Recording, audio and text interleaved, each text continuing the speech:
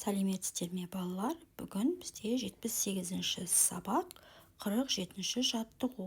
Мәтінді түсініп оқы. Қазақ ою-өрнегі өте ертеде пайда болған. Оның мазмұны, өрнектері әртүрлі болып келеді.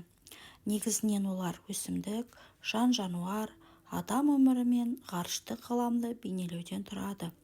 Соның ішінде жан-жануарды өрнектейтін оюлар көп деп кездеседі. Олар ежелгі қазақ мәдениетінен, көшпенділер өмірінен сыр шертеді. Әр өрнекке өзінің санатына қарай атау берілген. Мүйізді қойға ұқсайтын өрнек қошқар мүйіз деп аталды. Түйетабан оюы өзінің аты айтып тұрғандай түйенің табанын бейнелейді.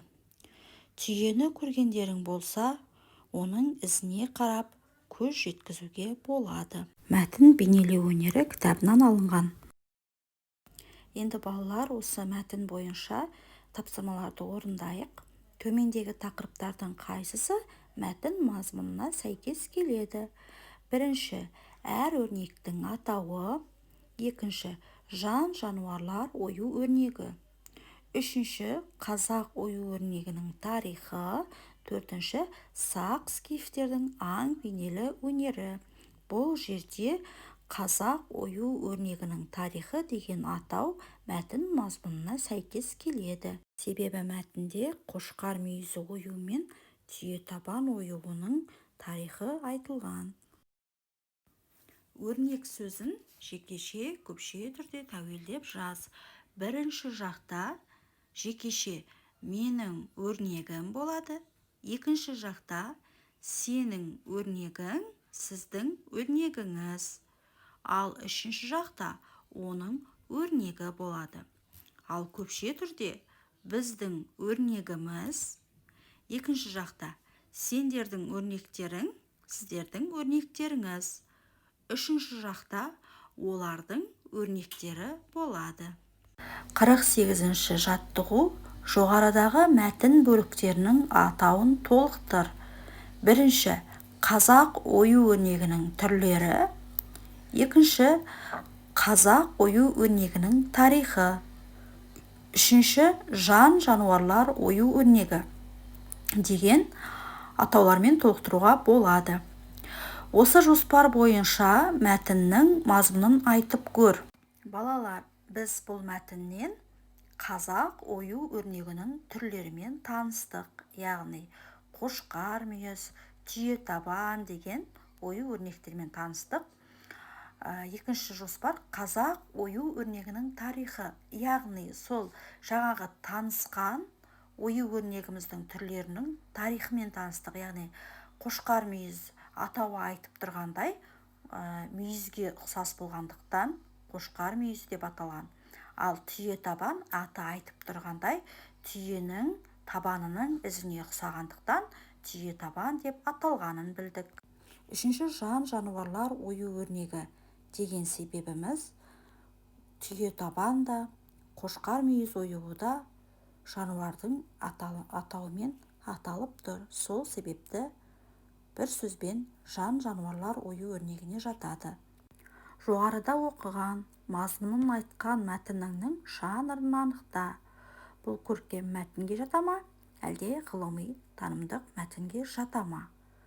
Бұл мәтін ғылыми танымдық мәтінге жатады. Себебі біз бұл мәтіннен қазақ ою-өрнегінің түрлерімен және де олардың атауларымен және де тарихымен таныстық. Сондықтан бұл ғылыми танымдық мәтінге жатады. 49-ші жаттығу. Жұмбақты оқып, шешуін тап. Тарағым бар, таранбаймын. Орағым бар, оралмаймын. Сақалым бар, ал бірақ мен ақсақал бола алмаймын. Жұмбақтың жауабы ешкі. Тәуелденген сөздерді тауып, оларды үш жақта жекеше және көпше түрде айт. Бұл жердегі тәуелдеулі сөздер тарағым, орағым, сақалым сөздері. Бірінші тарағым сөздері бірінші жақта тарағым, екінші жақта тарағың, тарағыңыз. Үшінші жақта тарағы болады. Яғни менің тарағым, сенің тарағың, сіздің тарағыңыз, оның тарағы. Бірінші жақта орағым болады. Екінші жақта орағың, орағыңыз болады. Үшінші жақта орағы, яғни менің орағым, сенің орағың, сіздің орағыңыз, оның орағы. Үшінші жақта сақалым, екінші жақта сақалың, сақалыңыз. Үшінші жақта сақалы болады. Яғни менің сақалым, сенің сақалың, сіздің сақалыңыз, оның сақалы. Шығармашылық үзіліс. 50-ші жаттығу. Тоқыма торға зер салып қара. Шебер тоқыма торды тоқыған кезде әртүрлі ағаштарды пайдаланған екен. Тиісті әріптерді қойсаң, ол қолданған ағаш түрлерін оқисың. Шыққан ағаш түрлерін тәуелдеп жаз. Шебер торға шырша, қайың, терек ағаштарын қолданған екен. Бірінші жақта шыршам болады, яғни менің шыршам. Екінші жақта шыршаң, шыршаңыз, сенің шыршаң, сіздің шыршаңыз. Ал үшінші жақта оның шыршасы болады. Қайыңым бірінші жақта қайыңым, екінші жақта сенің қайыңың, сіздің қайыңыңыз. Үшінші жақта оның қайыңы болады. Бірінші жақта менің терегім, екінші жақта сенің терегің, сіздің терегіңіз. Үшінші жақта оның терегі болады. 51-ші жаттығу. Артық сөзді тап. Бірінші бұйымым, күлем, өнерім, кілемім. Бұл жердегі күлем деген сөз артық, себебі бұйымым, өнерім, кілемім деген бірінші жақта тәуелденіп тұр.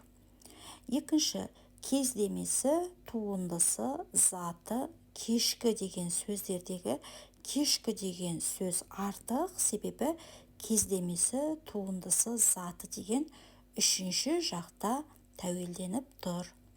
Балалар, осымен біздің бүгінгі сабағымыз аяқталды. Видеоға лайк басып, міндетті түрде каналға тіркеліп қоюды ұмытпаңыздар.